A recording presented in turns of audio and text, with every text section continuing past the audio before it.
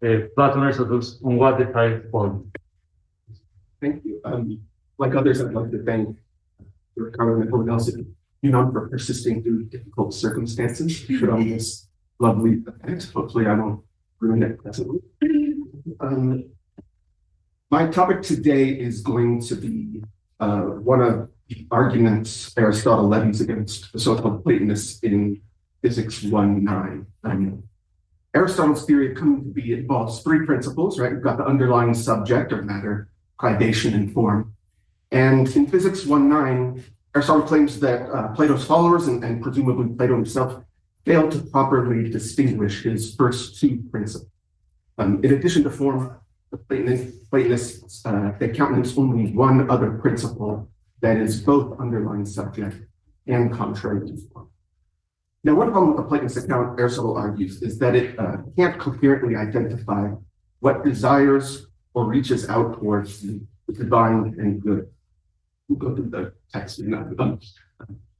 Aristotle and Plato agree that there is such a good, that this good is form, and that there is something which by nature desires and reaches towards it in accordance with its own nature.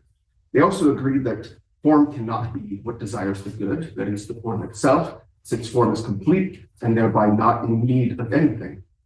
But the Platonist's only remaining option is a principle that is ineliminably contrary to form. And if this is what desires form, it would, in doing so, desire its own destruction. This result, Aristotle maintains, is absurd. One must properly distinguish privation and matter to identify what desires form. What desires form is matter. So I'm going to start by looking at the text of this argument a little more closely, and then quite a bit to say about it after that. All right, so I broke it up into three passages, T1 through T3. The first says, others too have touched on it, but not adequately. They first agree that a thing simply comes to be from not being. In this respect, Parmenides, in their view, is right. And then it appears to them that if something is one in number, it's also only one in function. But this is very important.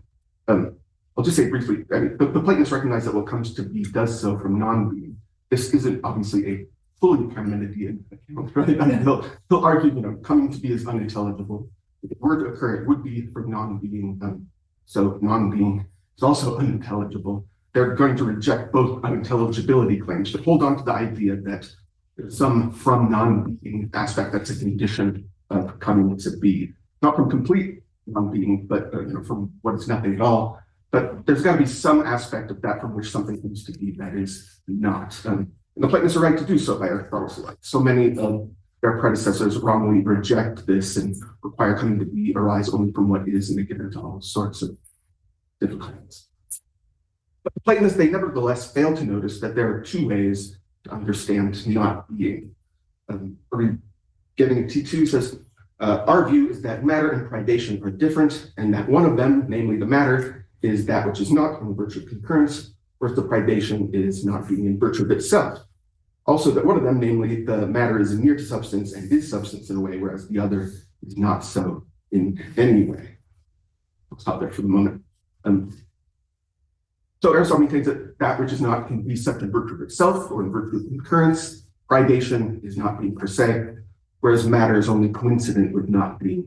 The Platonists, they either overlook the privation altogether or merge it confusedly with the underlying nature. So that which is not, and sometimes such incidentally, sometimes such per se. This kind of depends on the context, right? They identify what underlies the coming as the great and the small. It's similar in the great and the small thrown to the receptacle and the kinase and the unlimited.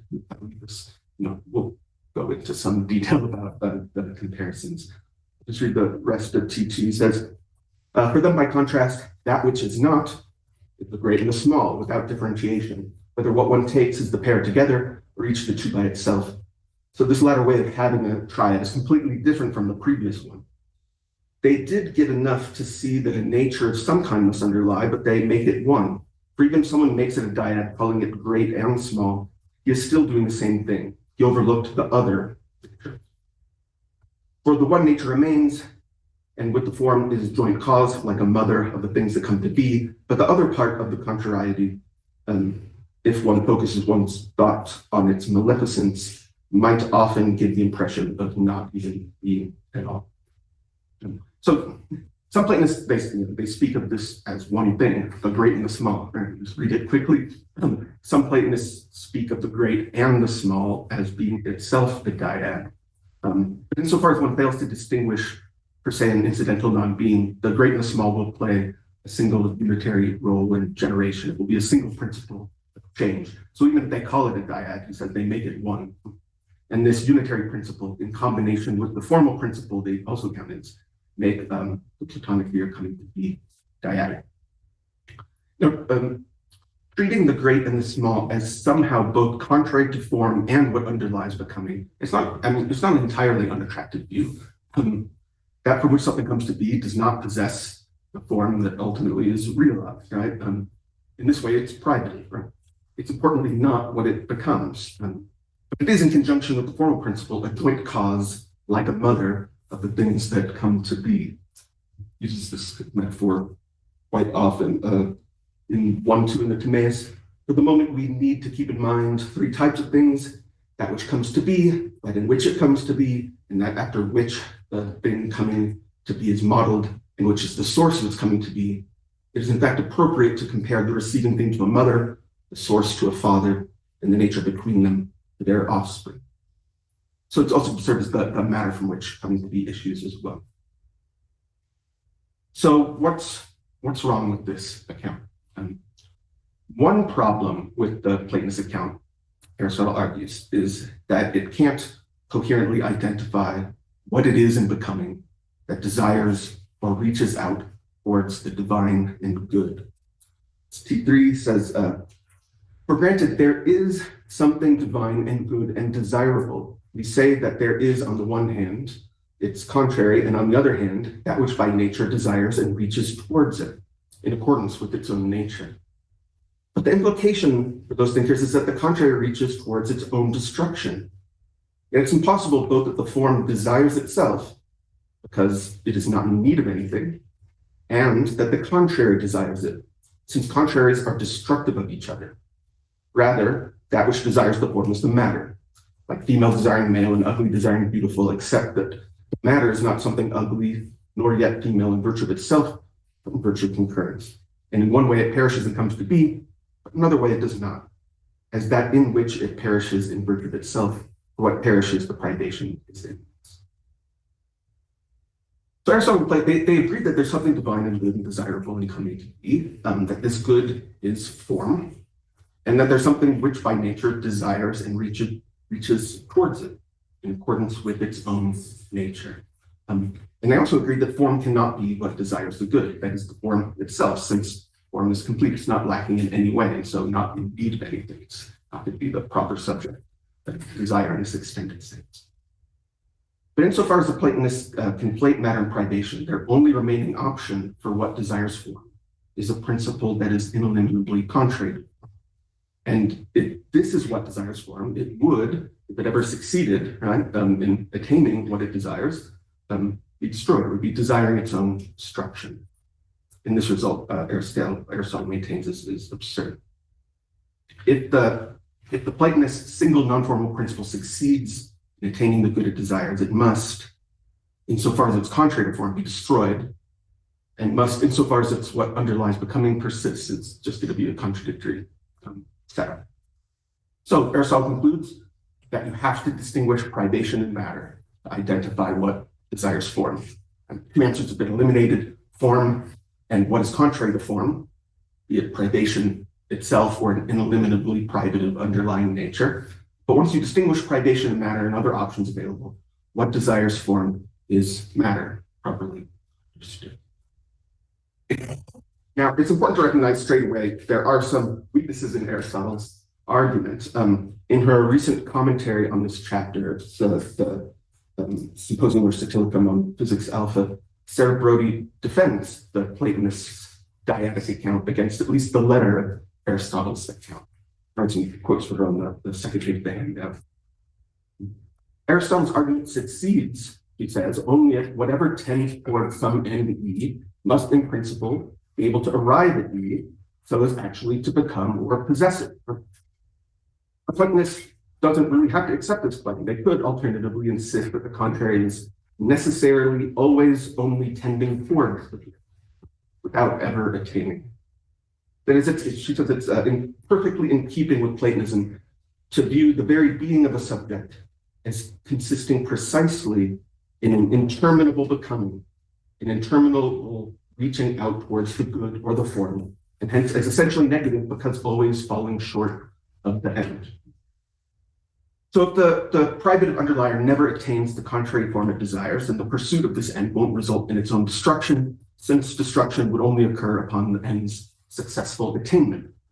So if this is right, and this is an open option, Aristotle's argument would give us both no reason to distinguish underlier from contrary, since they never are something. I'm fine with this. I'm happy to agree that the Platonist rebuttal Brody offers is coherent. There's some issues about the intelligibility of the possible ends and them being the proper objects of something like desire. But I'm happy to say it's coherent that Aristotle's argument, at least here in Physics 1.9, doesn't on its own undermine dyadic accounts of generation. But I do want to argue that the Platonic position fails under further scrutiny. When placed within the context of Aristotle's project in the physics early chapters, the argument in 1.9 presents significant obstacles for the Platonist position. Inside Brody, she actually agrees with this general approach. In the same spirit, she tries to present a broader context in which to situate Aristotle's argument. She contends that his true target is the Platonist attempt to apply a dyadic account to the coming to be of living organisms. At least in that area, his argument is going to have the most force. In this restricted domain, the dyadic accounts are going to bear especially worthily. And in general, the framework, you've got a paternal form, changeless and intelligible. You've got a material substrate or matrix of becoming, and then you've got the offspring, which inherit the nature of the paternal formal principle, but in a downgraded way. If you take this and apply it to actual mothers and fathers and offspring and generation of living organisms, right? There's going to be an issue, right? There's no way for these offspring to become fully invested with the formal principle that generates them. On the dyadic Platonic account, the real generator of a living organism, say a human being, is going to be the eternal and ontologically separate form of a human being. Its offspring, the concrete material human beings, images or shadows of this form, and can never fully possess this form. So the material substrate, it's essentially privative because it can be like its formal generative principle, but can never fully be it, right? So if the many particular offsprings, they can never be apparent themselves, right? In the way that the paternal form is. The substrates, the unachievable aspiration to be itself, the necessarily unique paternal form will always fail. And Aristotle's picture satisfies ordinary experience involving generation of living organisms quite a bit more readily, right? They can fully share the parental nature and are capable of reproducing from further organisms that fully possess the same form as well, right? Offspring differ from their father not through some intrinsic inferiority, but through just simple numerical difference. At least they can. So I think this is right as far as it goes, but on the interpretation I want to defend and put forward now, I think Aristotle's concern is not just biological reproduction. It's natural generation and natural movement are to be considered quite generally. So if this is right, the dyadic accounts are going to fail beyond biological context, right? And it's going to, this failure is going to be due to kind of central features of Aristotle's account of becoming that apply throughout nature. So what I'm going to do, I'm going to present an interpretation of natural change that focuses on Aristotle's claim that there is something in a natural body that desires or reaches out towards form. Right? I'm going to do so by running through a series of claims about natures. I'm sure each of them warrants more discussion. I think each is defensible, though probably some of them are controversial. I'm no longer able to discern what is and isn't controversial. Once you live with certain thoughts long enough, they seem obvious to me, but I know from experience, not evidence. So at least it's not going to be so idiosyncratic as to be unrecognizable as an account of what Aristotle thinks about nature and defining nature. There are so many of these. So first, most of these are repetitive though. First, a natural body's nature, its internal principle, movement and rest. Aristotle identifies it primarily with its form, nature's form. And the natural body's movements occur for the sake of an end. This end is its form, which is also in nature, right? This natural movement is a movement whose end is its very nature. A natural body's nature itself is that for the sake of it. It's nature qua matter that desires or reaches out towards nature qua form. A lot of this is cashed out in the distinction Aristotle makes between two ways or manners of being substance. Being something in potentiality or in capacity, being a man, and being something in actuality or in activity. So these are two different ways to be substance. You can be it in capacity or in activity. Now, to be the matter of a natural body is to be duname, that which the informed body is in actuality. And this transition in manners of being, from being an duname to being an anageia, is to develop as an act. Well-known quote here from two, being affected is not a single thing either. It is first a kind of destruction of something by its contrary, and second, it is rather the preservation of that which is so duname, that which is so antigua. And it is like it in the way that a dunamis may be actuality. For that which has knowledge comes to contemplate, and this is either not an alteration, or it is a development of the thing into itself and its fulfillment, or a different kind of alteration. For this reason, it's not right to say that something that understands is altered when it understands any more than a builder when he builds. So when the natural body exercises its natural capacities, the resulting movements not only bring into actuality those proper activities, in addition, the natural body is going to develop as the sort of thing it is. This is usually easier just look at a couple cases. I'm not going to go through all of this, right?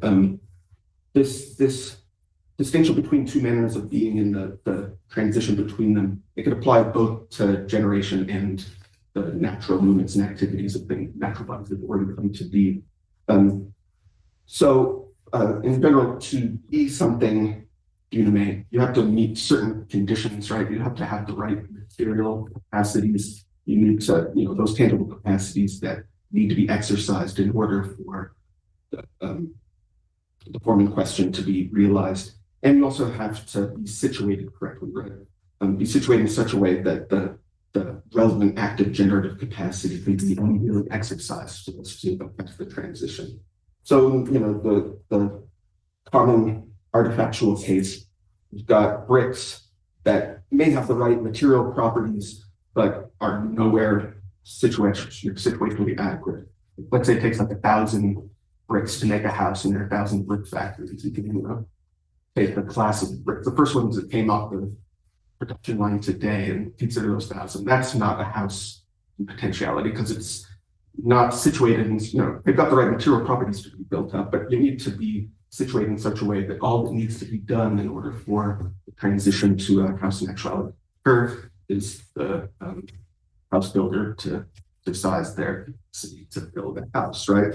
So once it's at the work site with the house builder there, ready and able to go, they're still the bricks they are in actuality, but it's also a house in capacity, a house duname.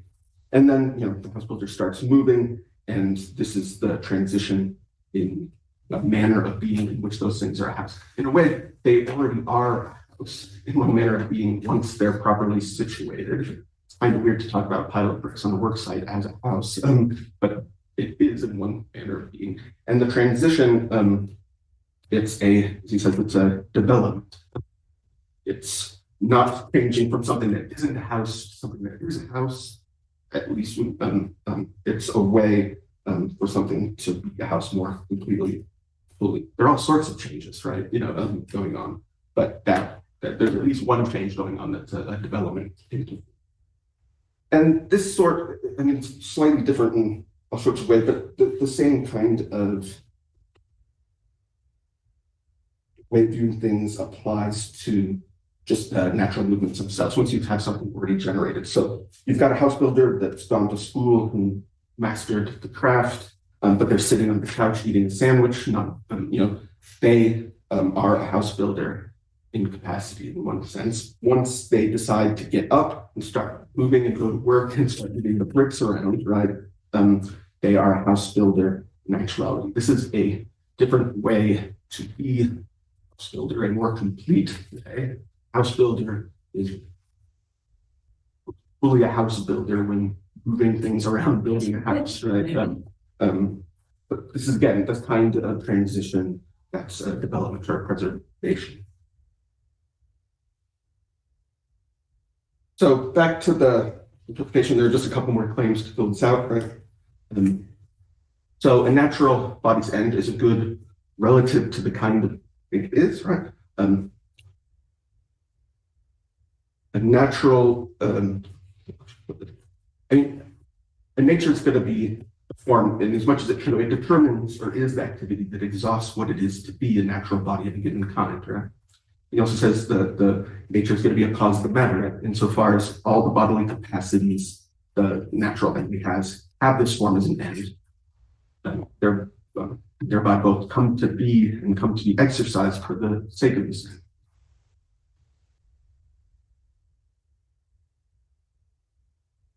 So that for the sake of which a body comes to be by natural generation, or into which a natural body develops through change and action, is its nature, right form. And to move in a way that is a transition from being an F, dunamate, to being an F, energeia, is to more fully or completely realize the good, is the nature of form, for the sake of which the movement occurs. We'll speak this way often, right? That the movement of each body is to its own place, is a movement towards its own form. So when, let's say you got a parcel of fire and it moves to its proper location, it actually gets out there to the periphery. It's not only exercising a capacity to be at a location, it is by virtue of exercising this capacity also moving towards its own form. It's attaining or more fully realizing the good for the sake of which its motion occurs. It simply is its. Now, I've been talking about being what something is more fully or more completely. More fully or completely realize a form is not to be more, not a matter of degree, more or less. And Aristotle's pretty clear about this. This is the substance, it seems, does not admit of a more and a less. I do not mean that one substance is not more a substance than another, but that any given substance is not called more or less that which it is. For example, if this substance is a man, it will not be more a man or less a man, either than itself or than another man. One man is not more a man than another. One pale man is more pale. So, a particular human being is a human being at every stage of its maturation and decline. Substantial form of the human soul is unchanged throughout. So for any individual human being, the activity of being human is realized in some sense totally so long as the individual exists, and this is going to be true generally of substances. So no individual human is more or less human than any other human that exists. No individual human is at a given time more or less human than it is at any other time at which it exists. But I have been describing this transition from being something dunamate to being something energeia in terms of something becoming what it is in a distinct and more complete manner. So what could this mean? What does fullness or completeness mean if it doesn't mean more maximum? My suggestion is that to more fully or completely realize a form F is to be better. Things which have attained a good end are called complete, where things are complete in virtue of having attained their end. The transitions in being that concern me aren't structured by relations of more or less. They're structured by relations of better and worse, and it's not a matter of degree as far as predicating the actual. Being a better human isn't being more of a human. So to more fully exemplify one's form is to better exemplify one's form. And to completely exemplify one's form is to achieve the final good for the sake of which something with that form is what it is. Take a little parcel of fire, it's complete and lacking in nothing when it occupies its proper location. As for it to be at this location is for it to achieve its natural end and good. Fire at the center, fire at the periphery, they're both fire. But when it rests at its proper location, fire is actively realizing its form in the most complete way that it can.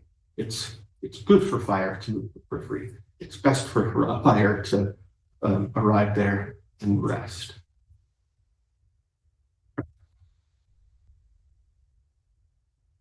Back to Aristotle's argument. What's wrong with the Platonists? To desire is to be incomplete, right? Counted among that which desires completion, that which strives for the good that is the being form of force, is what underlies. Now, Brody's Platonist, the one who is unreachable and still conceived the relationship between underlying subject and forms in terms of contrariety. It's ineliminably private. The extent to which what underlies desires of form, F, is precisely the extent to which it is not F. To exemplify or realize F more fully or more completely is Platonist to become more F, or more accurately, become less not F. I think that's probably more accurate. We could see this. I'll actually just go to the second of the two quotes under section 4 from the Symposium, the passages. This is well known. It should be no surprise to anyone. So much a man or anyone else who has a desire desires what is not at hand and not present, what he does not have and what he is not, and that of which he is in need, for such are the objects of desire and love. Come then, said Socrates, let us review the points on which we've agreed. Aren't they first that love is the love of something, and second that he loves things of which he has a perfect need? Now remember, in addition to these points, what you said in your speech about what it is that love loves. If you like, I'll remind you. I think you said something like this, that the gods' quarrels were settled by love of beautiful things, for there is no love of ugly ones. Didn't you say something like that? And that's a suitable thing to say, my friend. But if this is so, wouldn't love have to be a desire for beauty and never for ugliness? We also agreed that he loves just what he needs and does not have. So love needs beauty then, and does not have it, necessarily, he said. So if something needs beauty and has got no beauty at all, would you say that it is beautiful? Still say that it's beautiful? Certainly not. Then do you still agree that love is beautiful if those things are said? Turns out Socrates, I didn't know what I was talking about. I mean, here, this isn't the only place you'll find this. He's saying that whatever desires beauty can't itself be beautiful. Or at least it can't be in the way that beauty itself is.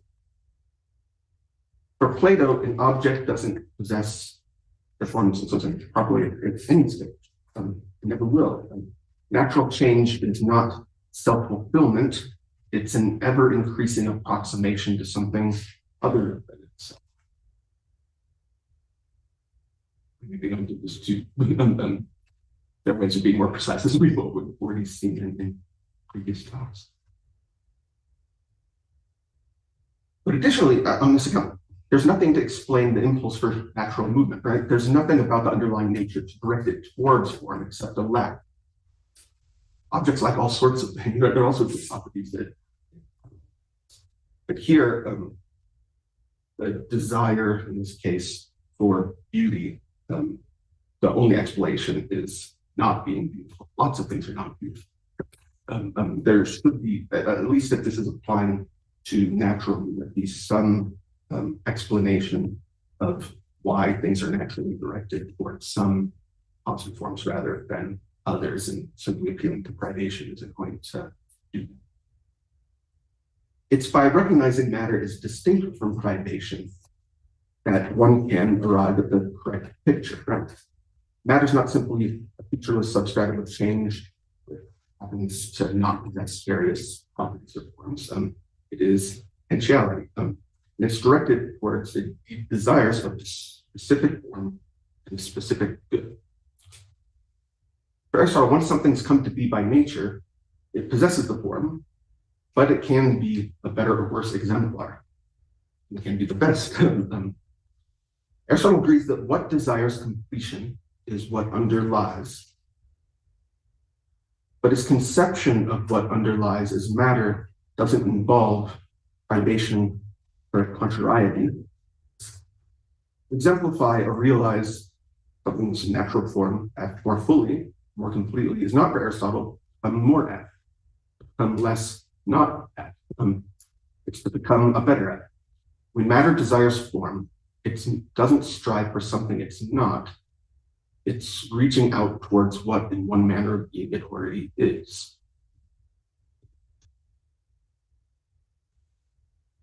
I'm going to do this very quickly. We'll have more time for breaking. I do want to conclude, though, with some ungrounded speculation. So to put it at the end about one of the harder ways to incorporate this tripartite picture of change into Aristotle's own view. This has to do with celestial motion. So this is, I mentioned Sarah Brody's interpretation, where she thinks biological generation that Aristotle has the strongest footing in. She doesn't think that the Freyaic account would apply generally to all natural movement. She actually thinks that Aristotle's account of celestial motion is as dyadic as the Platonists, like these actually premise this, right? Its ultimate cause is a presumably never attainable object of desire and love. Circular motion causes God. Celestial motion, you could view it as kind of expressing interminable privation. The substrate in each case, the sphere, never breaks free of the lack that's fueling its movement.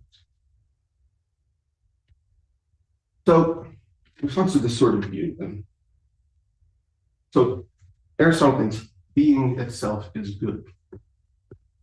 Better to be than not. And nature desires being, says, yeah, he says, for we say that nature in all cases desires what is better, and that being is better than not being.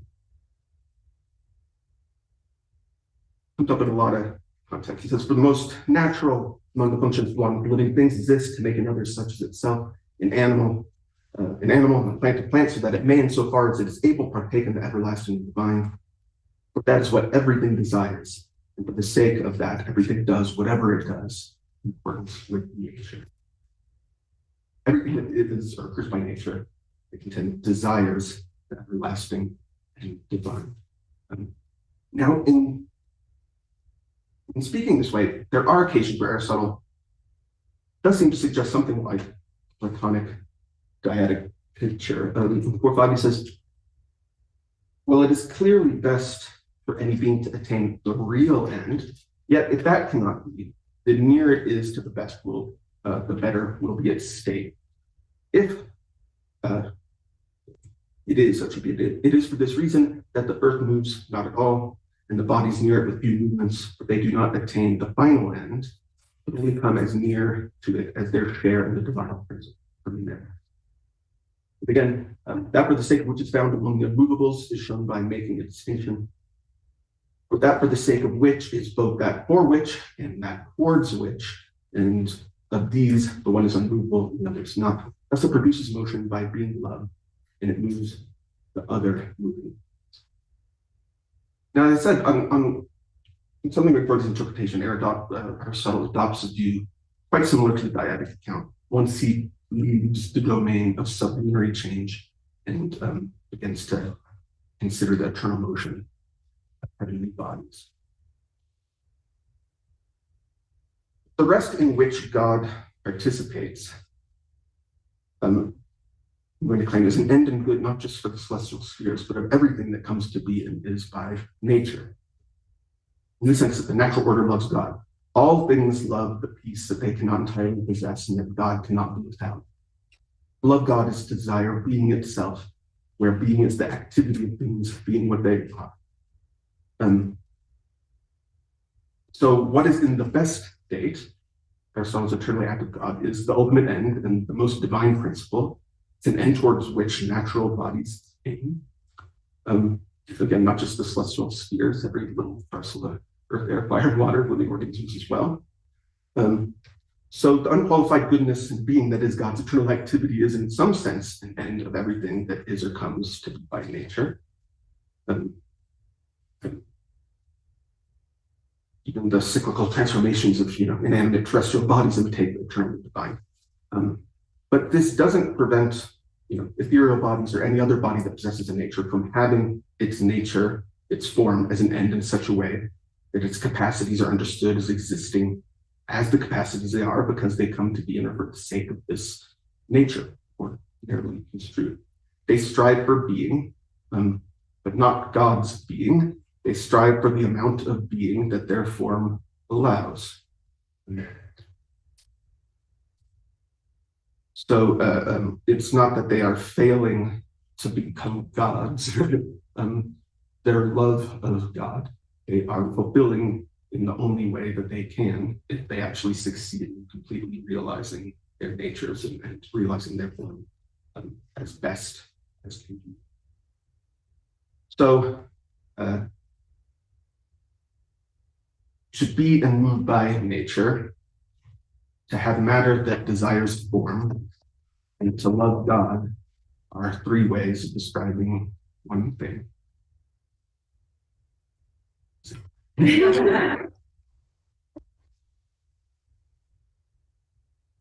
Thank you very much. We have a lot of time for questions, so now, yes. Thank you so much. Please, I have a question for clarification, and maybe on the basis of my understanding is correct, a question / potential objection.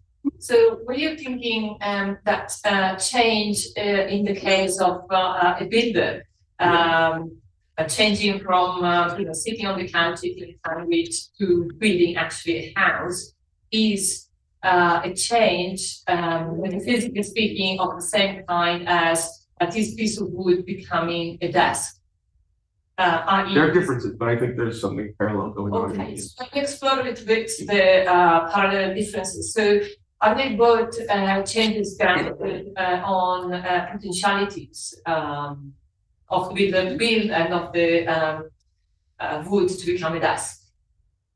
For Aristotle, obviously. Yeah, I mean, in order for a house builder to be a house builder in this way, they have to have the capacity to exercise the art. Which they exercise as they're building the house. Yeah, and also the bricks, they have to have the right material capacities and be located in the right way so that, I mean, those are passive capacities to be changed into a house. Okay, thank you. So on this ground, I just wanted to ask whether you see the parallels between the two kinds of potentialities or capacities beyond the fact that one is active and one is passive, in there being both completed when they get actualized and in being both directed towards their actualization. That's something you would endorse. Completed and directed, these are the key words. Yeah, yeah. So to be a house in capacity dynamic, it is directed towards, it does have in some sense as an end. Yeah. And that's in some sense good for it. Like once it's in the position of being a house, it's good for it to be acted on by the house builder, so as to become. Because it reached the state of completion. Yeah, its form has developed. Yeah. Completely in that. But so, my view is it still has, in some sense, the form of a house, even at the early age. When it's yeah. Okay, good. So we're on the same page, and now I want to press a little bit against his understanding of the parallels, metaphysically speaking, between the two kinds of potentialities, because in the case of potentialities like or capacities like one of the builder to build the house as a causal power to build the house, I can see why there is a direction towards towards the activity that actualizes that capacity is the house building that provides capacity to house build.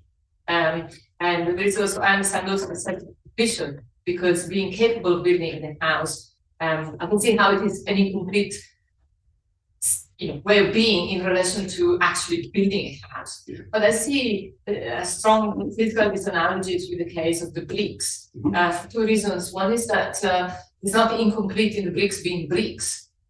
Not being a bunch of bricks, no. Right.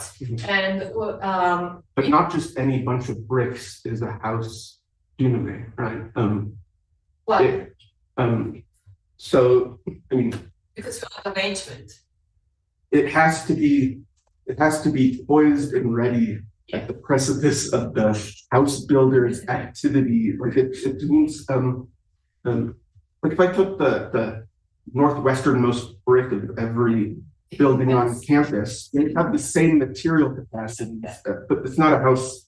Yes. So could I translate that into conditions for the exercise of that capacity? So being placed in a certain way, could I translate that into being the right conditions for the actualization of capacity?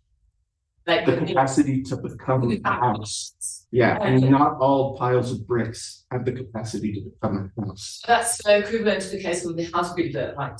That has to be, I don't know, in good health and not raining outside. Yeah, exactly. So far, I think there are parallels. But what I want to press is the thought that there may be two important disanalogies. So one in terms of direction, or the directionality. So for the capacity of the house builder to build a house, house building defines that capacity, which manifests in certain conditions. And but in the case of the bricks, having the capacity to be built into a house in certain abrupt conditions does not define the capacity of the bricks. No, it's the house builder's art that actually defines the capacity in the bricks to be a house. Like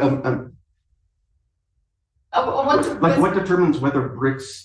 Part of what it is for the bricks to be situated correctly is that's determined by the part. What does it take? I asked the house builder, like what situation do they need to be in? It's direct that bricks being placed in a certain way. Yeah. Towards becoming a house. I want to press that this analogy with the house builder. It's not, I think I understand where you're pressing. I don't see the process as what's odd is with the house builder in that transition, in some sense, the story where the transition occurs is entirely internal to them. Like they decide whether to exercise the capacity. They've learned art. They had to have learned art, and that art in some way determines what actions would actually constitute the proper activity and result in this development. It's nothing about bricks, qua bricks, that ever determine whether they're a house in potentiality. But in large part, what makes them as potentiality is external to them. Yes. It's, again, the art of house building that would fix that, right? They have to be properly situated. They have to have the house builder there. The art of house building, in some sense, is what would be the specification. I'm fine with that. Okay. Yes. In order for bricks to be a house of potentiality, it's not just like some external environmental condition that has to be satisfied, right? Like the house builder being there. It's the art of house building, in some sense, is what makes the bricks house of potentiality. Yeah, so I don't know if I'm translating now well to this point, but I want to say there's nothing essential to the bricks. Being built into the house is not essential to the bricks, differently from how being a house builder is essential to the house builder. Yeah, In the So when you same, open a wedge there between the two kinds of potentialities and say, is this wedge large enough to Yeah. undermine in some way how you're treating them? I'm happy to grant the difference. I mean, there could be even more differences Of than course, the one yes, you yeah. point to. I'm not sure that undermines what I'm trying to say. I mean, artifact cases are always odd once you start transitioning them over to natural art. Aristotle does this all the time. He gives you artifacts as the example, and then when it actually comes to things he cares about, substances like living organisms or things with natures, a lot of it breaks down. Artifacts versus living being, natural things, but more metaphysical versus the physical capacity. So causal powers versus metaphysical powers. You have to have certain material capacities in the bricks. And by calling them bricks already, you're bringing they're rectangular earthen prisms. What they call it, they're natural bodies. They move down. They exist. And you do have to have certain material capacities, and those are intrinsic to the bricks. You can build a house out of Ziploc bags filled with water or something. It's not gonna work, right? But you need something else in addition for it to have the status of being a house capacity, and that's not a material property in the same way. But I think something similar happens with the house builder. Like, you need to be able to move the trowel and the wheelbarrow and other things, right? Like, there are all sorts of material or the material capacities that the house builder has to have in order to well, like, I mean, if God forbid your local house builder was in an accident, was paralyzed, there's certain kind of physiological capacities that aren't going to be present that would be needed the exercise in order to transition from being a house builder in capacity to a house builder in actuality. Right? Yeah, okay. That's good. I have to stop here. I think I see more, maybe we see more or less, respectively, analogies and disanalogies between the types. I mean, there are a few, one of the important things I just want to pull out from all of this discussion is that this is the sense in which all natural movements, there are natural movements, like moving from one location to another, right? There are those, in addition to changes in location or quality or quantity of these things, whenever these happen, there's also a different kind of change, this developmental change. Not a change from something to its contrary. It's not, moving from one location to another. That does involve destruction, right? You're at one place and you're no longer there, or changes in quality, right? The thing was black and it's white. I think in each of these, in addition to those movements, there's also this development in form. Especially in the case of like perceiving, I open my eyes, there's a movement, I took on sensible form without matter, right? I've seen something. I think that this is also me realizing my form as a perceiver more fully. When an animal sees, they're a better animal than when their eyes are closed. Sounds crazy now that I say it. That's why you want to be a good animal. Open your eyes. Without some not sleeping. There's a better way to. Yes, good. Thank you.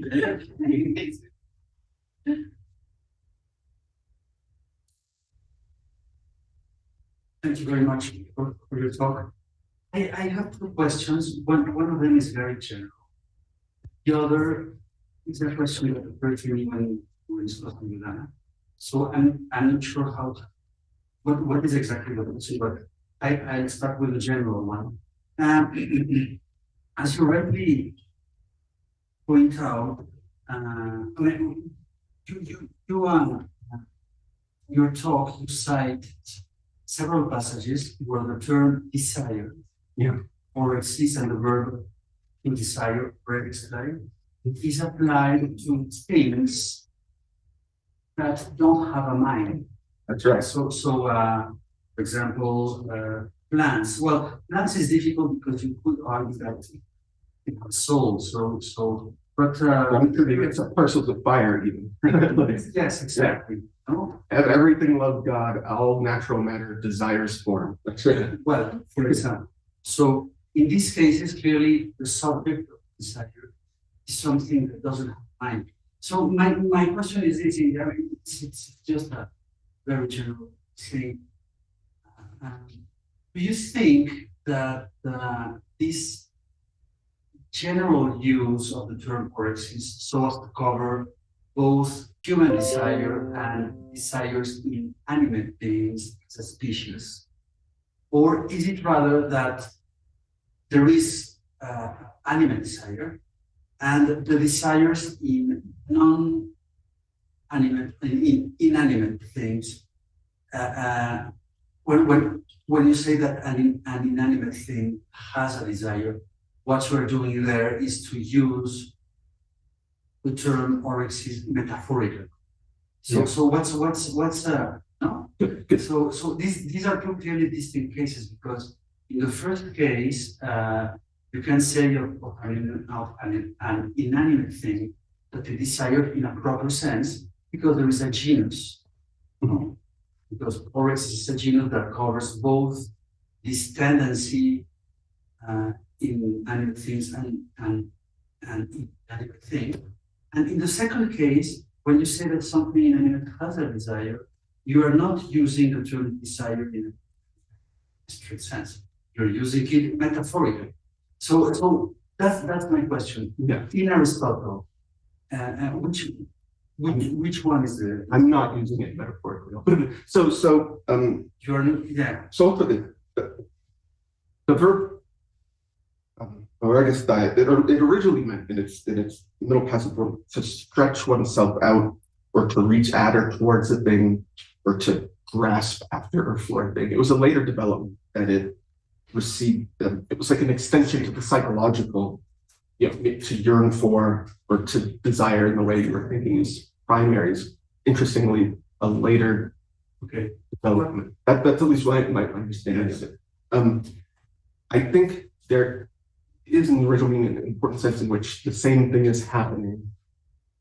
Talk about love, talk about desire in the natural world and in the psychological domain. I don't think they're as far. I don't think there is apart. And this isn't because I'm some kind of panpsychist attributing little minds to parcels of fire.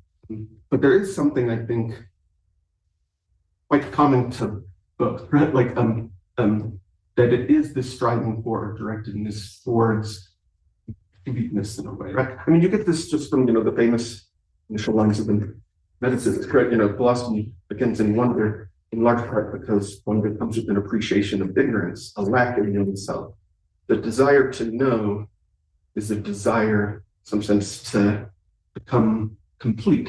Like there's a recognition that there's a better way of being what one is that would consist in actually gaining knowledge. There's a drive towards a kind of peace.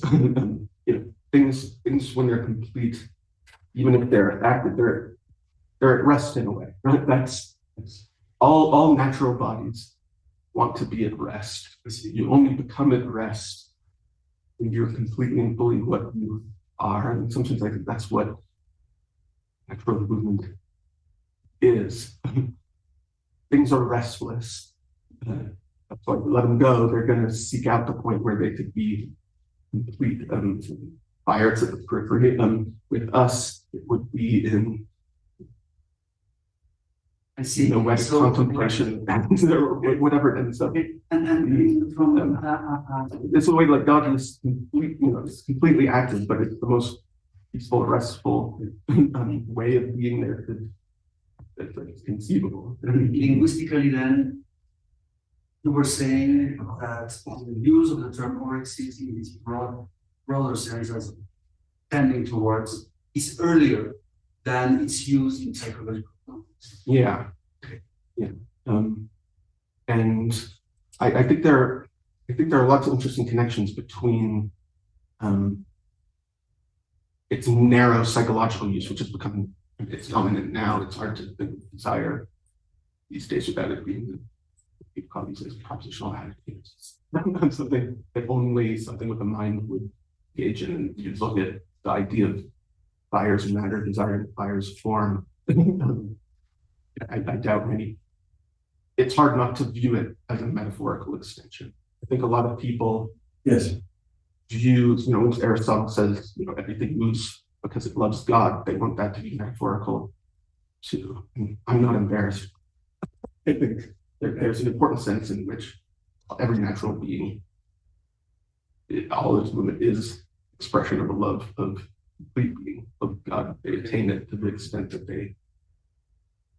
Okay, thank you very much. So the other question is that from what I understood in your paper and from what you were saying, Juana,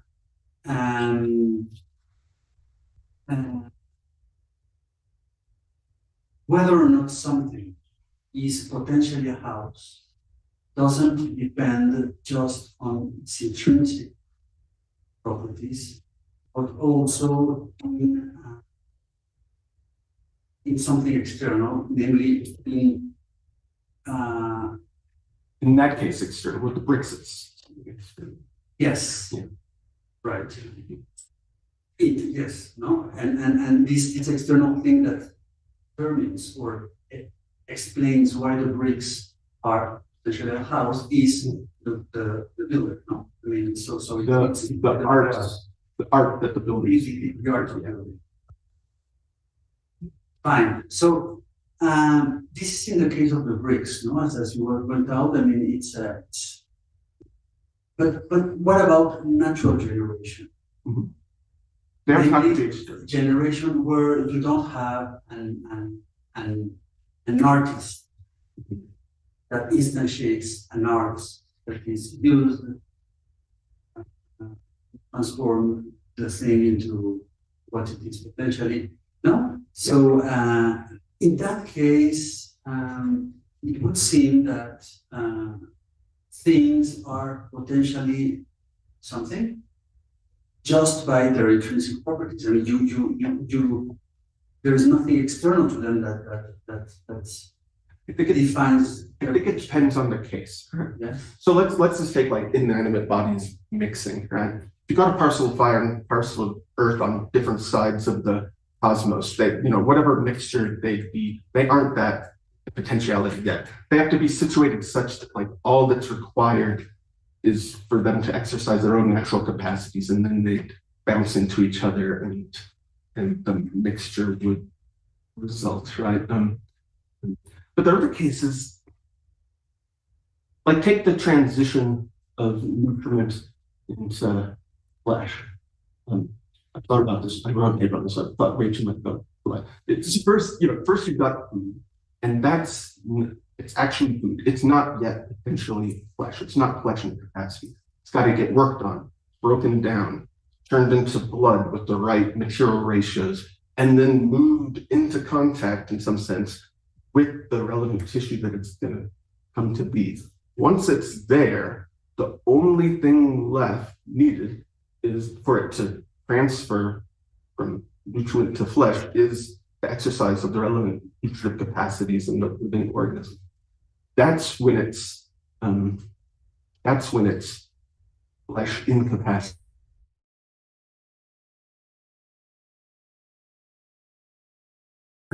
That's a big jump in this case, right? It is food in actuality. It's the highest form of food, but it is flesh in potentiality. But it's only flesh and potentiality once a lot has been done to it. And there it's an external principle in some sense. It's the soul of the living organism that's moving it, popping it, and placing it, and doing all sorts of things, right? Like why it has the material properties it has. It's all explanations involving hypothetical necessity, starting with the source of cause. But yeah, it's being, it's going to become a muscle. It goes down. So the analog in your example, the analog of the builder would be the soul. When it comes to nutrition, yeah, the soul is the nutriment, and the house builder is the bricks. So And in there's generation- always something external. Always, Or in which case there wouldn't. yeah.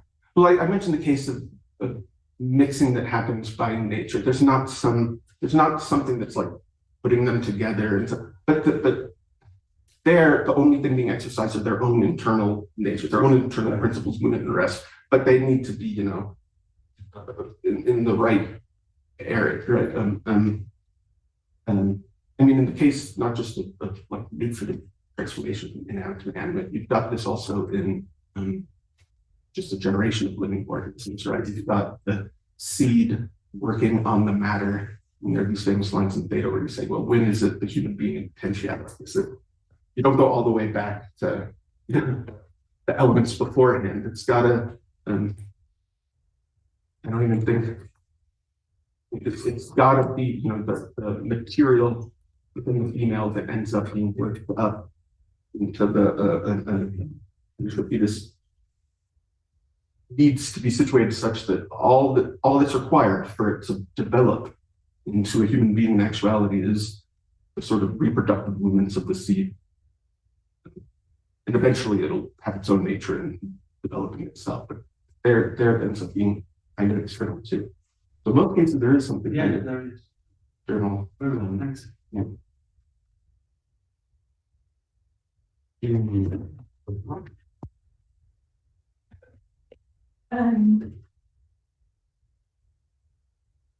So I just wanted to ask about your discussion of the symposium passage, and first I wanted to just sort of check to make sure that I was understanding you right, in sort of suggesting that part of what this passage helps us see is that the real problem with the dyadic model is that this sort of principle that would hypothetically desire form is completely undirected because, Yeah, that was one of the problems. That's one of the problems. Yeah. Okay, good. But so that was the problem I was interested in. So I just wanted to make sure I had that one right. I guess I'm sort of wondering why that's a problem and whether Plato has to think that's a problem. Because, if he's not signed up for the idea that, say, an individual natural thing sort of directs its own progress towards form or something like that, why can't he just say, oh, that's totally fine? The privation does in fact lack all kinds of things. That's part of why it's, that's part of why it's not the best thing that there is. And just some other principle is involved in explaining why it is that it winds up being directed to the particular form it winds up being directed towards. You maybe can tell me what's the other principle, right? There are lots of lacks. This wasn't my only issue with the Platonic thing. The main one is that it's always going from something that's not.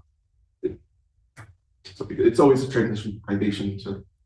I think you need this sort of development kind of change, the one that Aristotle's attributing to matter, where it's not going from something that's not what is, but from what is to what is better.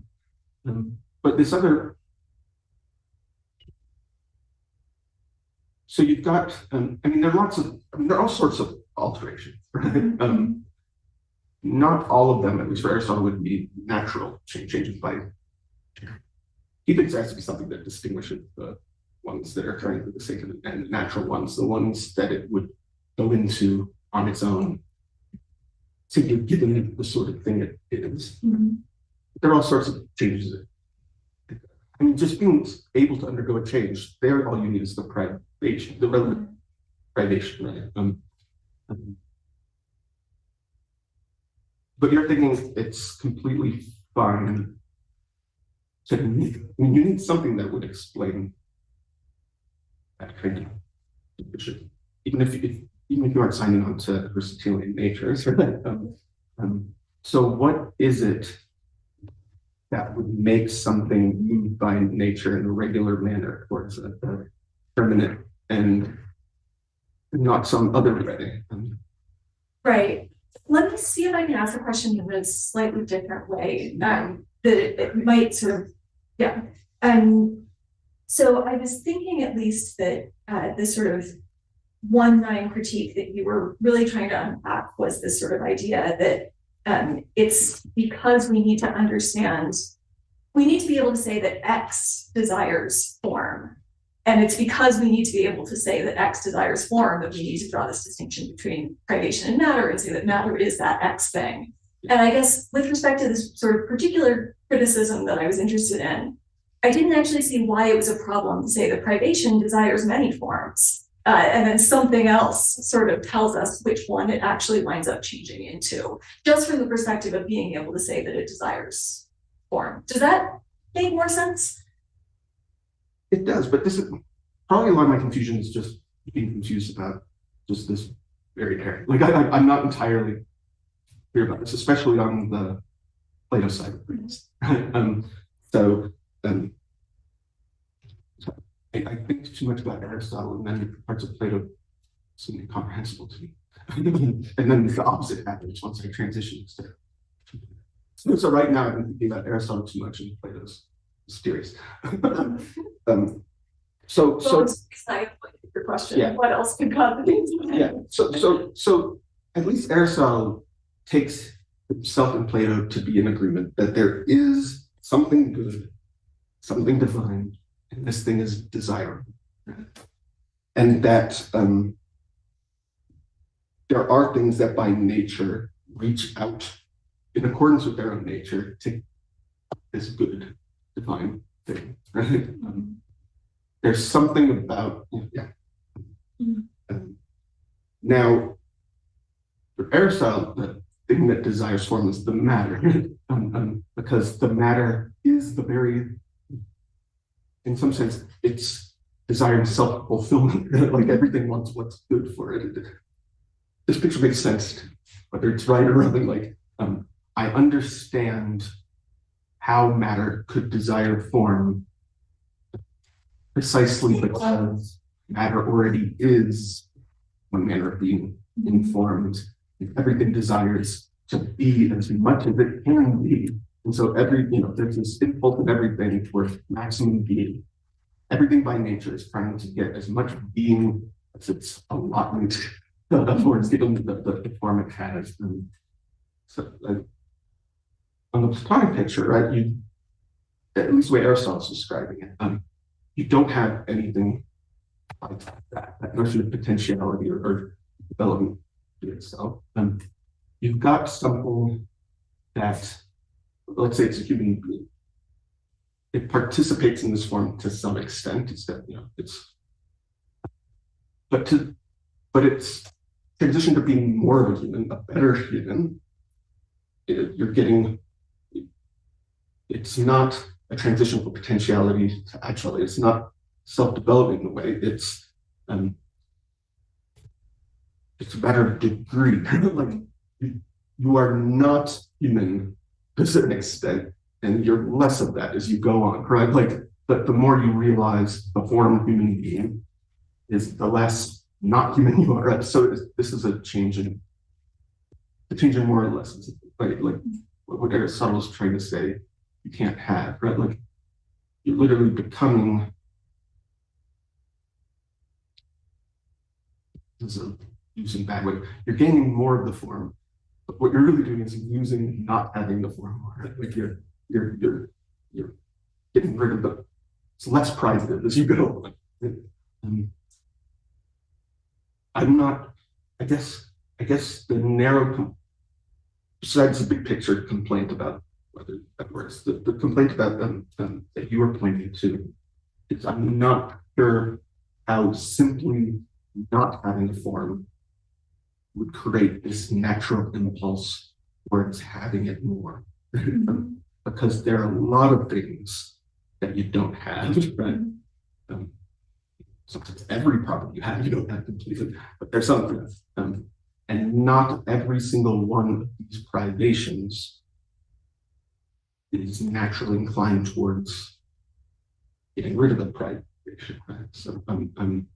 So what is it about lacking the human form that drives a human being to desire, having more of it, but lacking a tan or something, or like there are all sorts of lacks. I like location. There are all sorts of privations I have.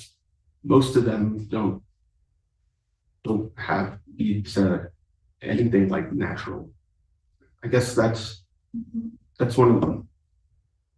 That's not directly in the 1-9 argument. That's me wondering what's up with Plato. Like, how does he explain certain things? Because I don't see how privation gives you enough resources to work that out. So there might be another principle, and I'm all ears to know what. We're going to pass the back and then. I admit, I'm not. This is not really clear in my, especially on the Plato side. What may be missing? Okay, thanks a lot, Chris. It was very, very interesting, and I'm thinking. I mean, something related to the distinction between house and flesh. Let's say the difference between artificial production, generation, and natural generation. And I think of course, you wanted to say that there are certain differences, but both can be counted. But I was wondering about a case. I mean, the case that Aristotle discusses in Zeta, right? The case of the mules. Mules are not. I mean, they're a difficult case because they're not artifacts. I mean, they're not. Are they natural being in a sense? Do they realize a form, or do they not? Because he says he certainly wants to draw a difference between a human being and a mule, because a human being comes from a human being, but a mule doesn't come from a mule. So I'm not sure about what else he would say about. I mean, your picture, if your picture is correct, what he would say about mules. I have deep thoughts about mules. So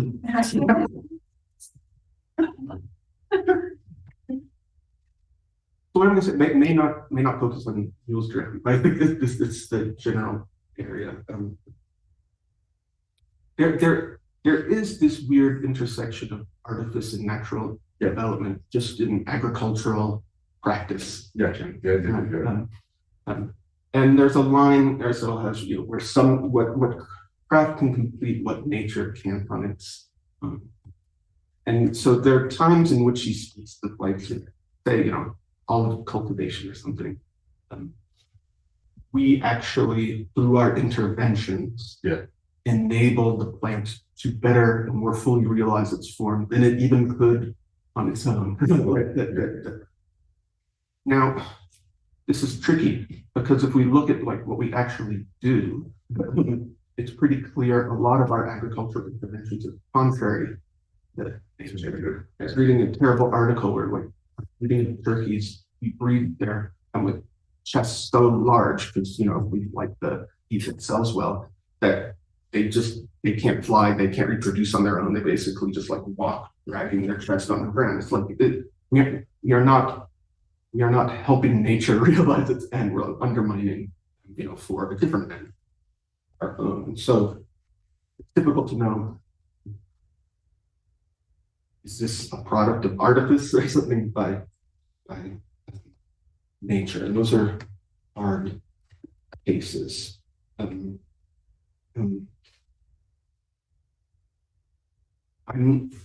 not sure. I mean, I don't have a complete account of this, but as far as this argument is concerned, I don't know if I need a well worked out view of which movements are natural, which movements are artificial, and which ones are somehow both, right? Where artifice and nature are in unison, directing things. I mean, it's hard, because even for human beings to fully realize the form, we need artifice, right? The lawgiver crafts the Constitution, without which we could never realize our human form completely, because we need the right laws and we need the right educational regimen. We're in a weird position where our natural environment isn't artificial when we find ourselves in. So there's an interplay between these. But in each case, I think there's always committed to the idea that there is a form that this form is what determines the good for any kind of being that has that form, simply in virtue of being the kind of thing. And that there is a way to realize the form most completely, where most completely means best. In the case of human beings, that's eudaimonia. In the case of, a Bengal tiger or this is something, it's not eudaimonia, but there is a kind of, I don't know if flourishing is the right word, but there is a kind of the realization of form that is good for them being the kind of things they are. And you're right, sometimes it just comes in. Mules are weird. Like, is it ever good? Is there a good way to be? Think about this more. Thank you. I just haven't read the Mule passages in a while. Like I read more of Aristotle's biology than most people. For some reason, I never got a complete view together about how to integrate rules and things like that into the overall story. Right? Some things I like to just put aside, like spontaneous generation. It's a black hole. I'll leave that to someone else. Mules may be another one. But insofar as mules have a nature, that nature is its form, and there is something for a mule to act by nature or contrary to nature, I think they're a good mule. Now, it's unfortunate that the best mule can't reproduce more mules. That comes the brakes. If you're a mule, like to be the best mule, exemplar of mule doesn't involve reproduction. It's unfortunate for Other questions? So I'm with you on the mules. It seems like you're flourishing.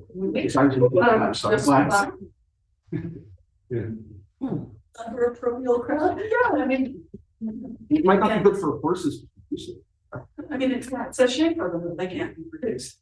Okay, so my question sort of arose out of your discussion, and it had to do with, I think in the case of biological generation, isn't the cause still external, as it is in artificial generation, because male parent is separate. At some point, the principle becomes internalized, maybe after 28 days or things like that, right? But during that time, it's still the external movers. So, okay, in some sense, it's external. It's an external efficient cause. It is the same soul that eventually is the principle of the internal movement. Exactly, but it's become internalized, and then that's right. The offspring, it's like what is it, the way that Aristotle puts it in Generation of Animals, 6 or something, he's like sending the child off on his own to set up a household on very big. So it's like at some point it's able of taking care of itself. Yeah. I'm like, please say more. But I'm really interested in that transition, the 28 days or something. Yeah, once you stop having a quasi seed construction worker, and now it's just like you've got like a heart there at least, and then it'll start going. Yeah, I don't know what it takes. Right. So I want to take you to a chapter that you talked a lot about. I think it was Theta 7. Yeah. About the bricks, and it's not enough for them to bricks. They all have to be sort of assembled there, and all that's needed then is for the agent to the builder. But he does talk about the natural case also. And he denies at the beginning of the chapter that he says, is Earth potentially a human being or not, but only when it becomes seed. And then he goes on and he talks about the bricks, etc. And they need an external cause. And then he comes back to the case of the seed, the sperm. And he says, it's still not potentially a human being. Only when it's in something else and can be, say it properly. Okay, so So just I'm trying to, is this when he's talking about speed, is he just thinking of sperma? Is he actually, I think or like period, but acorn? it's at any where he's Yeah. so seed as being the zygote or the Yeah. you know the fetation, right? But here maybe it is. He says, for example, the seed is not yet. Okay. For it has to be in something else and thing. But when already through its own arche, it is it is such a thing that now it's already in potentiality. Yeah. So that seems to be this, what we might say is the sperma, once it's, well, maybe it's no longer the sperma. Maybe it's one step further when this principle has become internalized. Because then you go on to theta, 8, and we get to this interesting passage where there's priority in Lucia. And okay, some things that are later in generation are prior in form and Lucia. For example, a male prior to a boy, and a human being to a stag, where it seems to be the fetation that doesn't yet have the soul principle internalized. And if he goes on to say, for the one has the form, the other not. Right? So there seems to be a moment where it's not just coming and getting the form a little more, like sort of getting closer and closer to Thebes from Athens, but there's a moment at which one gets the location, and then there's sort of this further development where the embryo becomes a better version of itself, and sort of takes over and sort of makes its own. Does that? Yes. No, I understand the difficulty you're pointing to. So here's my line on this passage. I take it that the seed on its own is not yet potentially a human. Say, it's in the man before copulation. There's seed there. It's ready to go. It's not even near the right matter to work on. Right. Eventually, it comes into contact with the catamenium, and then it begins working on it. This is before the transition between it's an external principle. Later on, let's say 28 days, internal principle. My view of things is that once it's working on catamenia, you've got a human being univate. It's not the transition to the internal.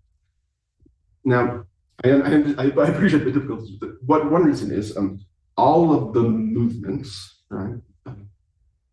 Every single, pushing, pulling, and mixing going on. These are all movements whose end is the realization of human form, right? These are all directed. Every single movement has a soul as its principle, and that very soul as its end.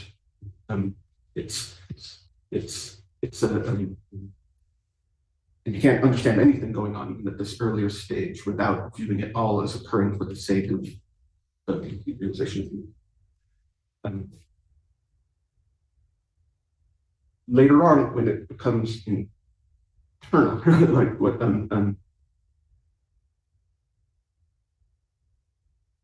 mean, this is a significant change, but still, all of the movements are the very same movements that were occurring before, right? There's still nutritive movements directed towards the construction of the right tissues and so on. So I take this is the line. So I can already tell that the objections to this, because I realize it's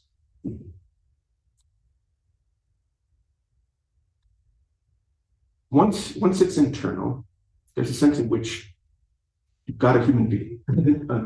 It's got a human soul, internal principle, human rest. The soul is as complete as it is in me right now.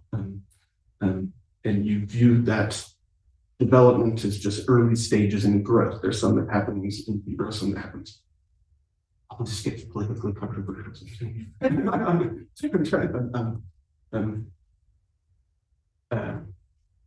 So there's a sense in which you've got an actual human being, but there's still this transition from potentiality to actuality as it develops and grows. Before that, you don't have an actual human being, right? You've got the seed and you've got catamenia, right? But there's still a way in which you've got a human being in capacity, but no human being in. That's at least that's the thin line I'm trying to. So they seem a bit different, and maybe it affects my. I was worrying a bit about the way you were interpreting the Anima 2.5 on the preservation and development, because it seems as though there's a big difference between, say, something acting. And to go back to Anna's question about that something acting on something else or on itself way other versus something acting on itself way itself, which is, so that's what Theta 8 starts with, this sort of, something that acts on itself by itself. And it seems that that's what you get once you have the embryo, that with the principle internalized, and then you still have further development, and then maybe I was with you on some of what you were saying there, because do you have the full form? And he's saying, the man is different from the boy. There's further psychic capacities that have to develop at the time that the soul principle was internalized. Really, it's just nutritive soul that you've got with this potential for these further. It could be like a heart in you. It's like a floating heart. Yeah. Eyes and Right. So there are three reasonable, not crazy places where you can place where you first can say you've got a human being. One is what I was suggesting right when they get together and the nutritive movements in the seed start working on it for the sake of soul. There's one that's already internalized, I think you're suggesting. There might be some intermediate position, right, where it takes some working up, but not quite at the point, which I don't like, but maybe an option. One reason why I'm concerned about putting the line at once it's an internal principle, then you've already got a human being in actuality.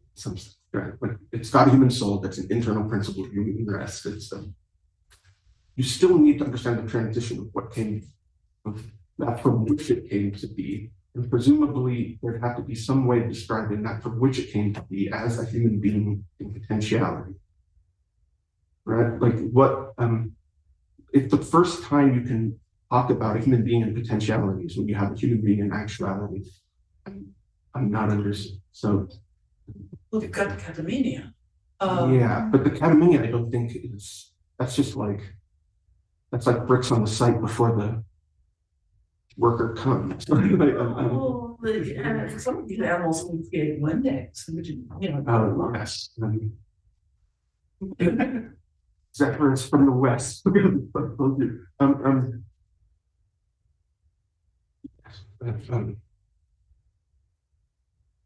I'm going to get pulled into spontaneous generation stuff.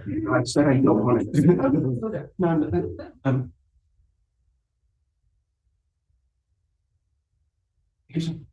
I think there needs to be some stage before the soul's an internal principle of human rest, where you could describe something there as human being potentiality. Say, all right, well, what is it? Not the seed on its own. I don't think it's the harmony on its own. I do think they have to be appropriately engaged. I was putting the moment at once the sort of nutritive activity of the seed working on it began. It could be a later time. But I mean, there's something parallel going on I was mentioning just the transition from food to flesh, right? First, it seems external, right? All sorts of nutritive activities that have the soul as their principle are working on food, but the food's considered external, right? Like and it's in the stomach, it's still food. Even when it turns into blood, it's still a form of food. It's not, he says, it's not a proper prayer. It's the highest form of food sitting in our vessels, like wine in a jug or something. Like it's a weird inanimate body that's filling up all of our veins and arteries. And so even now rethinking what is it? Even then, I don't think it's flesh capacity yet. I do think, even though the soul is working on it in a nutritive way, with its very form as the end. So now I'm already now thinking just in parallel what you're saying about the early stages of generation, polygrowth.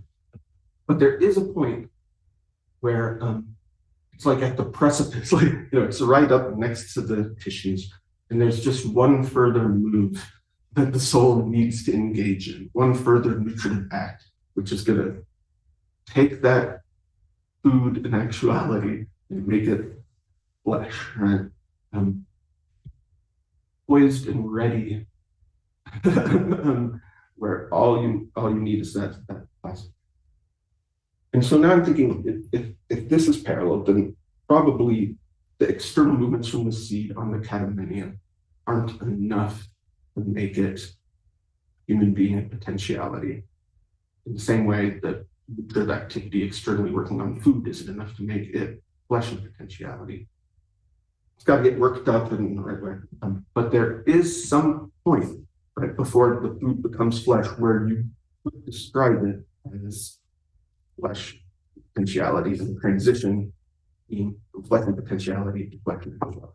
I think there's some stage before the soul is internal to the developing fetus, where what's present there is a human being in potentiality. There's a transition. That transition kind of consists in its having the soul as the transition is a thing that doesn't have the soul as an internal principle that rests on its own, one that does. I don't know. I think there is an actual period of time beforehand where there's something there and that you could describe. Does that sound unreasonable?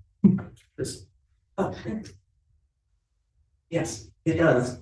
I mean, there's this whole business with the automatic puppets. Something's going on. Yeah. For some reason, I wanted it further back, like right when they started Penny and Contact, and now I don't so much. So I think it's correct to push it further down the line of development. Unless I have to go back.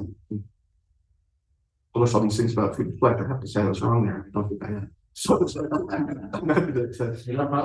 Last question. Very short. So I was getting back to the point that Kate was making earlier and a little bit of Ricardo's puzzle regarding desire.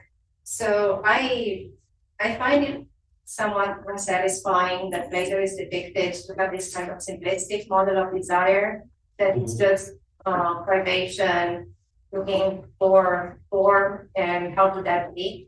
Because even specifically within the symposium where these lines are coming from, in fact, the desire comes from the soul that is always already pregnant. So in the symposium, this whole theory of love is predicated on the fact that all of us, women as well as men, are always already pregnant, this spiritual pregnancy that is in us, and all we desire is to give birth to the right children. And in the presence of beauty, we just do that. And so the seeds in us that are actually expressing the desire are the presence of forms in this innocuous, whatever tacit, implicit way in which they are dormant within our soul. And so it's their presence that manifests desire for becoming expressed and explicit somehow. And so it's a little bit more complicated there. And so if this is correct, and this is the case of desire in the case of intelligent beings like human beings, then in the case of inorganic matter in Plato, we have a similar model where with the idea of the demiurge or the cause of mixtures, you have this nous that desires the good. Because the nous or cause desires the good, that we get to have certain kinds of mixtures because the desire that starts within the cause, that certain limits are being placed on the unlimited in such ways or other ways. And so there is this. So they get by without questions about the unlimited or the restriction.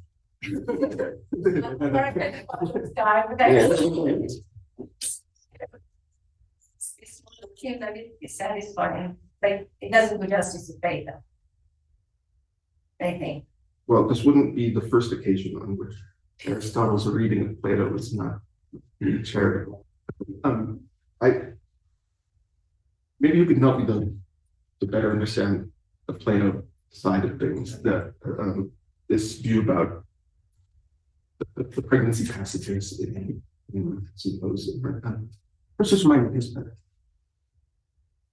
Does that happen at the beginning once you're just desirous of beautiful bodies, or is that What Yodima is explaining. Yeah. But which stage of the ladder? It's leather. It's the leather. It's in 10, yeah. It's in 201 to 10, it's around 5. But he's explaining why is it that all people go through all these travails and hardships in their search for love, and how come they are so ready to do that? And it's because there is this innate desire in us to give birth to what we've been carrying within ourselves, whether they are biological children or spiritual ones. Yeah, but you can't do that without possessing beauty. Yeah, well, you possess it. Well, you first lack it, and then you. You don't lack it, I mean, you lack it and you don't lack it. Like, you're, as human, you've been inseminated with it since ancient times. Or Ipalai, or whatever she says there. Like she says that since ancient times, we've always already been inseminated with this. And that's why we desire to give birth to them. And some of us are predisposed to only biological and others to both and whatever. So. And in the Philebus too, like a passage I alluded to earlier, was that in which again we are told that there is in our soul an innate desire for the truth, and that the soul wants to do anything for its sake. So the desire in human beings presupposes that there's in this kind of first contact with the forms, and that's why we feel this kinship and this call back to them. And there is like all nature is a kid in the passage from the, there is that, then there's the forgetfulness, as in they're not explicit to us. And then with any opportunity to awaken that, whatever, we go back to it, and it feels like it's getting our souls doing or whatever. I'd like to talk to you more about it, but so it's not the privation in me that desires the form, but rather the seed, the dormant forms in me that make my soul attuned to. But you couldn't desire what you already possess. Right? There No, needs to I be a desire, foundation. yeah, to be explicit and brought open up in me. I don't desire what I possess because I possess the forms dormantly. I desire the forms explicitly. Yeah, I mean, I think something like this. I'm gonna have to say something like that, because you can't have. I mean, one of the rest of Aristotle's arguments, you can't have the privation itself being the source of the desire, because you need the desire for its own destruction. Right? You can't have the form, desiring itself, because it's. You need something that, in virtue of what it is, reaches outwards. Yeah, like a pregnant soul. Now, this would be on the. In Aristotle thinks you got 3 options. It's the privation, the form, and the matter. This being kind of a way of describing the matter. It's being pregnant with this. And I need to work out what this pregnancy means. Well, can't you?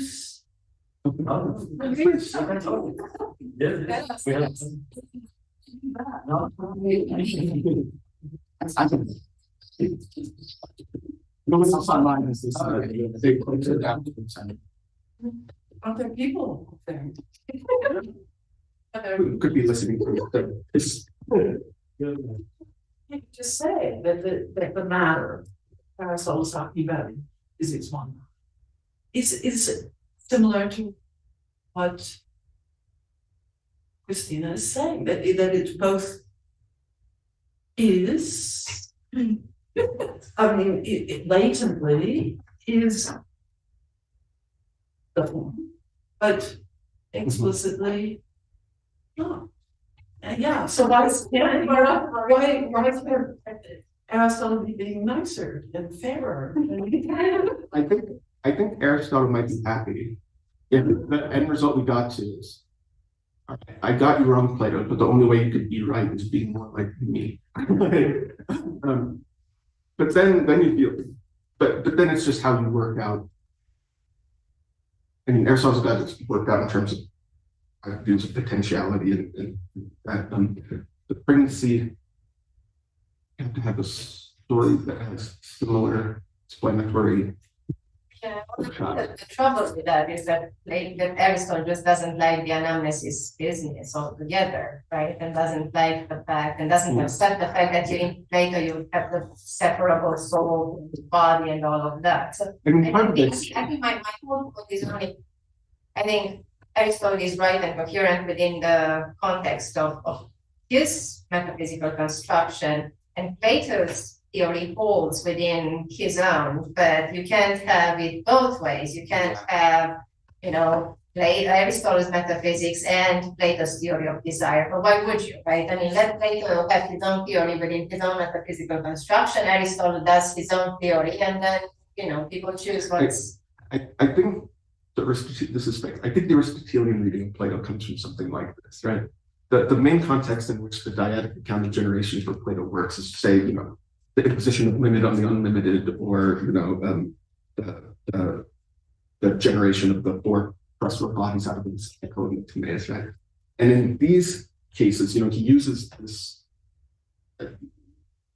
Plato uses this talk of parent and mother and offspring, but these do seem to be dyadic accounts in which the things serving as matter before limit is imposed on the unlimited, it's not even really the sort of thing that can engage in change at all. Like, it's even weird to think of this as generation proper, right? You've got this origin of ranges of determinate properties in terms of which durable change is even so much as possible or something like that. It doesn't seem like unlimited is determinately anything before the imposition, and so it couldn't have the potentialities that we need. And then you think, but then you think desire the good, like the nous, like the cosmic cause can desire the good and can desire the imposition of the good, and the cause has a purview of the entire cosmos and knows better what's good for the whole. You do get this. Aristotle like kicks Musa and just talks in terms of limit and unlimited, as if they would get suited. Their own desire to be actualized, whereas in Plato, the desire comes from the demiurge to see these things actualized, and so it's from a different source. They both argue for the same thing, but you have to tell the story from different angles. Say the unlimited desires limitation. Just doing. It doesn't. Yeah, this is externally imposed by nous, not wanted by the unlimited. Thank you so much.